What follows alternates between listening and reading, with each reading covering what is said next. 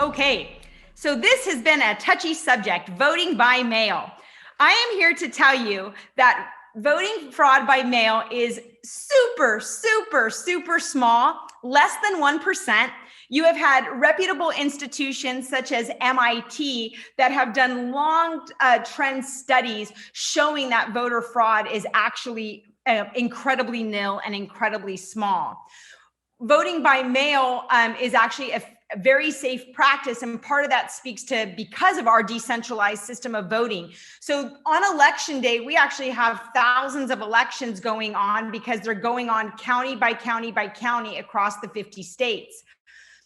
The way that it works is, and you also have a variety of laws depending on the state, since states oversee elections.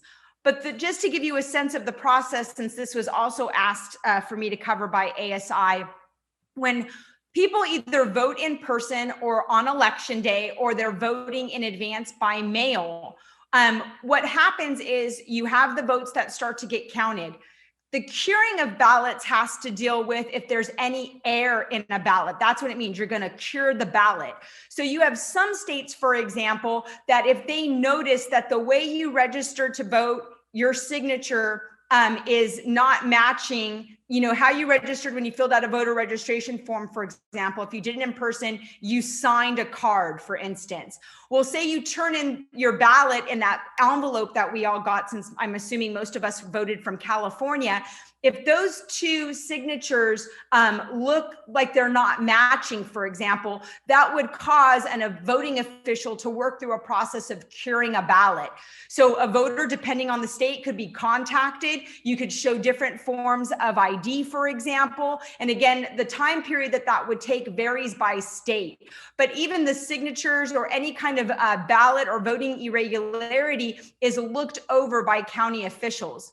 We also have a certification process, and every state, again, because we have a decentralized model, has different deadlines by which votes have to be certified. But the way that it works is essentially the Secretary of State has each of the counties in a state go through that curing process, go through any voting irregularities, separate any ballots that may have irregularities and where voters need to get contacted or unfortunately need to be tossed out because there seems to be a striking error. And then once that process is done, they report to their respective secretaries of state to confirm that they are completed with their certification process. And that process of each secretary of state working through those counties is called canvassing. Voting by mail's history stems from the Civil War. So we have had it, since the 1860s. Oregon was the first state to pass an initiative to start statewide voting by mail.